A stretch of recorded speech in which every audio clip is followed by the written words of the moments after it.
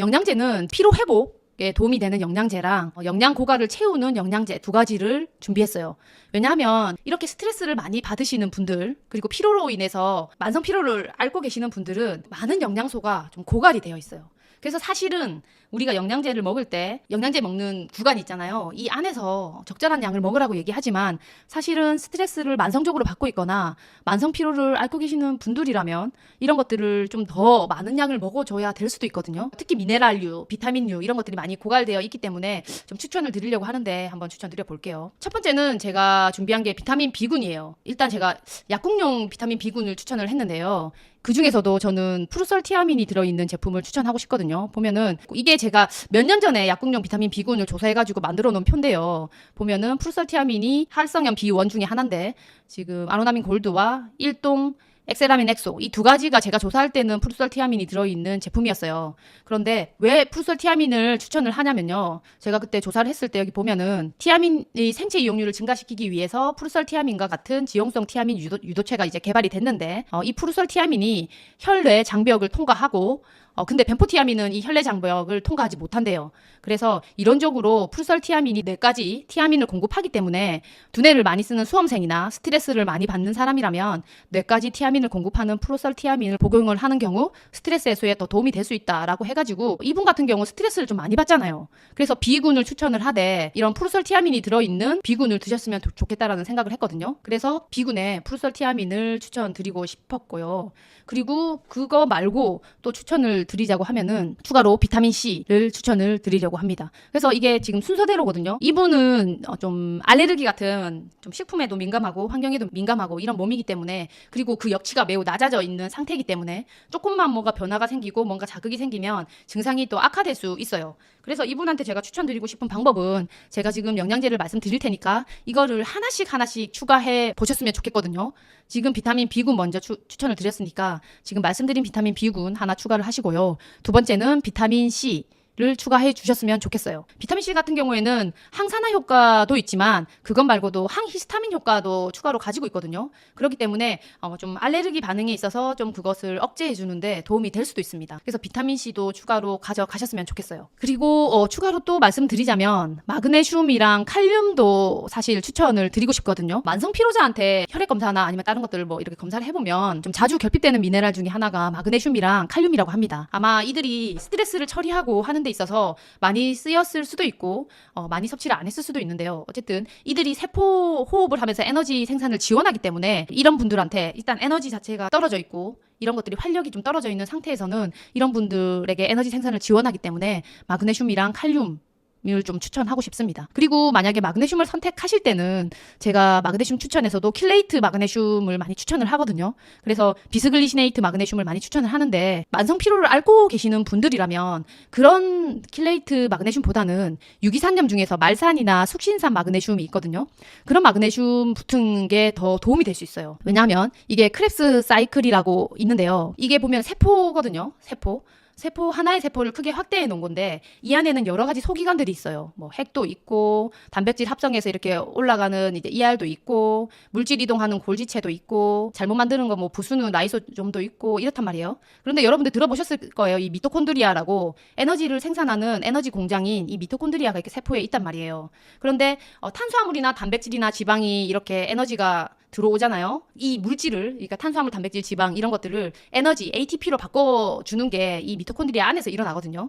근데 이때 보면은 탄수화물 중에 피브르산이 들어가가지고 해당 과정을 거쳐가지고 뭐 전자전달계를 들어가가지고 ATP 몇 개가 생산된다 막 이런 것들이 옛날에 외우고 했는데 전자전달계로 들어가기 전에 먼저 거치는 과정 중에 이 크랩스 회로라는 게 있어요. 여기에서 한번 에너지 생산이 되게 되는데 일단 이 1차 회로, 1차 이 크랩스 회로에서 숙신산이나 말산 이런 것들이 들어가 있거든요. 그래서 이런 것들을 가지고 만든 마그네슘들이 있기 때문에 그 마그네슘을 먹게 되면 우리가 말산이나 숙신산도 같이 보충하게 되잖아요. 그러면 이 회로를 더 잘 돌릴 수가 있게 되거든요.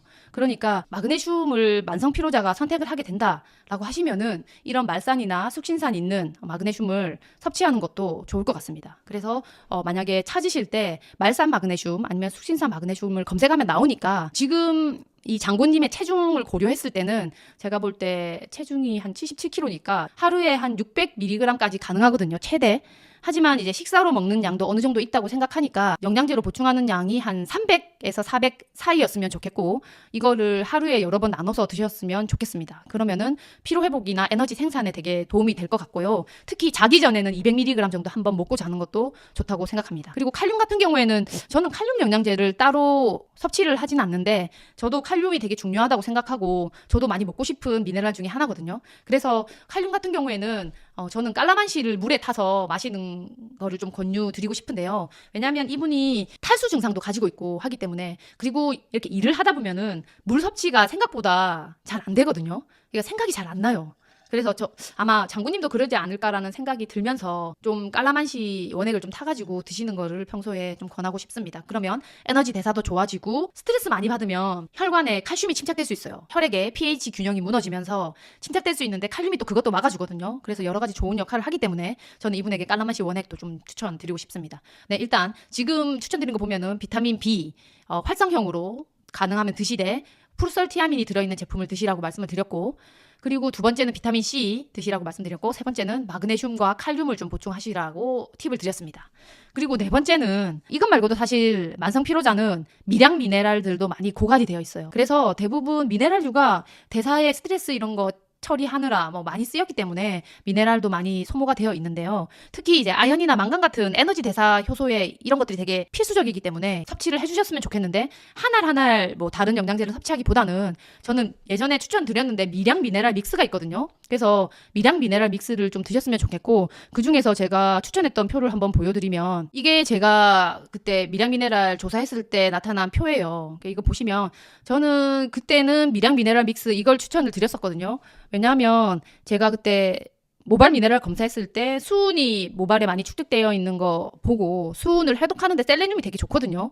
그래서 미량 미네랄 중에서 셀레늄 들은 게 이 제품이라 가지고 이 제품을 지금도 저는 먹고 있는데요. 여기 좋아요. 아연도 괜찮은 양 들어있고 망간, 크롬, 몰리브덴 해가지고 이렇게 들어있는데, 이 제품을 드셔도 좋고, 저는 장군님 같은 경우에는 제가 이 제품도 예전에 먹었거든요. 이 제품은 칼슘이랑 마그네슘, 비타민 D, 이게 미량 미네랄 뿐만 아니라 이 대량 요구되는 미네랄도 같이 들어있는 제품이에요. 그런데 여기 마그네슘은 말산이나 숙신산이 아니라 산화 마그네슘이랑 글리시네이트, 킬레이트형 마그네슘이 같이 들어있는 형태입니다. 이거에다가 추가로 말산 마그네슘을 추가로 자기 전에 보충해주고 자는 것도 괜찮을 것 같아요. 일단 이걸 추천하는 이유 중에 하나가 뭐냐면, 여기에도 칼륨이 일단 들어있어요, 좀. 물론 깔라만시 원액을 평소 물에 타서 드시는 것도 좋고요. 그리고 베타인 HCl이라고, 우리 그 위산 부족이 많다고 했잖아요, 만성 피로자가. 그런데 이 베타인 HCl을 먹어주면 위에 들어와서 베타인이랑 HCl이 나눠져가지고, 이 HCl이 우리 몸에 위에서 위산이잖아요. 이게 위산 보충에 도움이 되거든요. 그렇기 때문에 이런 것들이 좀 장군님에 필요한 것들이 많이 들어있다. 그리고 물론 셀레늄이 이 양보다는 적지만 대신 흡수가 더 잘 되는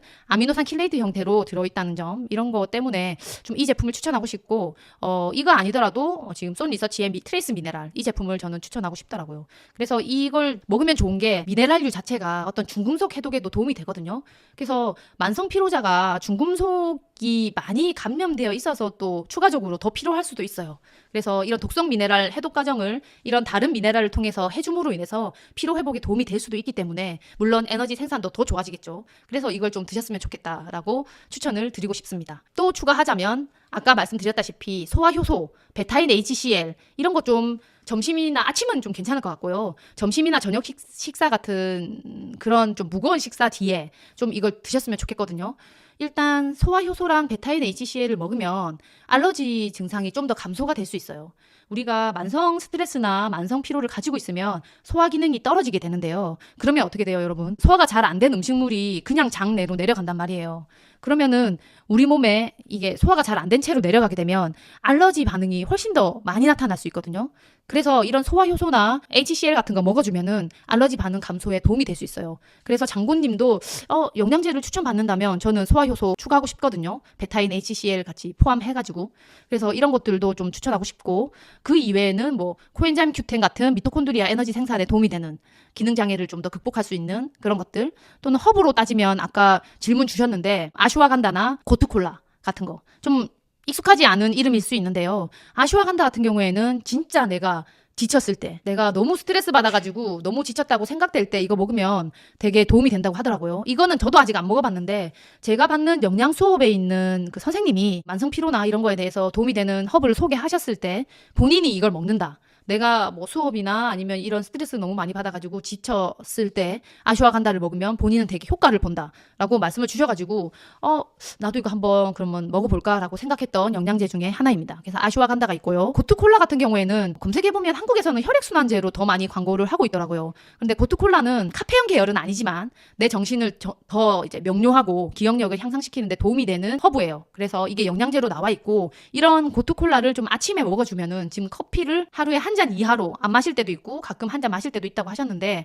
고트콜라를 먹으면 아침에 좀 더 집중력 있고 좀 활기차고 내가 명료하게 내 일을 해낼 수 있는 상태가 돼서 피로를 좀 덜 느끼실 것 같거든요. 그래서 이런 제품을 드셨으면 좋겠습니다. 그리고 마지막으로는 원래 챙기셨던 오메가3나 유산균 밀크시슬은 계속 챙기셨으면 좋겠거든요. 왜냐하면 이런 것들도 사실 도움이 다 되는 거예요. 대신 밀크시슬은 지금 드시는 거 말고 제가 그 단일제로 추천했던 인지질이 포함된 제품이 있거든요. 좀 흡수도 잘 되고 그 안에 포함된 인지질 자체가 간세포 회복에 도움이 주는 성분이기 때문에 좀 간 부하를 줄여줄 수 있을 거예요. 지금 간이 매우 지친 상태일 거라고 저는 추측을 해요. 이분 장군님은. 그래서 밀크시슬은 챙기셨으면 좋겠다 생각이 들고요. 그리고 장군님이 유산균 드시고 계신 거 뭐 드시는지 저한테 이름을 알려주셔서 제가 검색을 해봤는데요. 그 제품 말고 좀 다른 걸 드셨으면 좋겠어요. 일단 그 제품이 엔테로코커스 빼슘이라는 항생제의 내성을 가지는 균주가 포함이 되어 있어서 좀 제가 비추천하는 유산균 중에 하나고요. 그리고 가스가 너무 많이 차가지고 이 유산균은 지금은 끊으셨다고 말씀을 주셨는데 가스가 많이 찬 이유가 이 유산균은 프리바이오틱스를 가지고 있더라고요. 그런 경우에는 가스를 좀 많이 생성할 수 있거든요. 그런 것들이 불편하시다고 하시면 유산균을 고르실 때 프리바이오틱스가 없는 제품으로 골라서 드세요. 그런데 프리바이오틱스가 없는 거를 먹어도 되느냐? 일단 장군님은 채소도 잘 챙기고 계시고 하시기 때문에 저는 프리바이오틱스 굳이 없는 거 드셔도 된다고 생각하고요. 그리고 장내 환경 그리고 밸런스 이런 것들이 되게 중요하고 스트레스를 많이 받으면 유해균과 유익균의 비율이 깨질 가능성이 되게 높거든요. 그렇기 때문에 유산균은 필히 챙기셔서 드셨으면 좋겠다라는 생각입니다. 그래서 챙기는 건 챙기시되 원래 드셨던 거는 하지만 유산균과 밀크시슬의 종류는 바꾸셨으면 좋겠다라는 생각이 제가 드리는 영양제 팁이고요. 새로 드시는 영양제는 꼭 한 개씩 추가하면서 이상 반응을 확인하면서 드시기 바라겠습니다. 장군님은 특히 더 그러셔야 될 것 같고요. 한 번에 다 구매하지 마시고 제가 말씀드렸던 목록을 하나하나 적어 놓으신 후에 드셔보시면 아마 한약값보다 싸게 이런 것들을 좀 보충할 수 있지 않나라고 생각이 들고 물론 한약이랑의 기능은 다르지만 좀 도움이 될 수 있지 않을까 생각이 듭니다.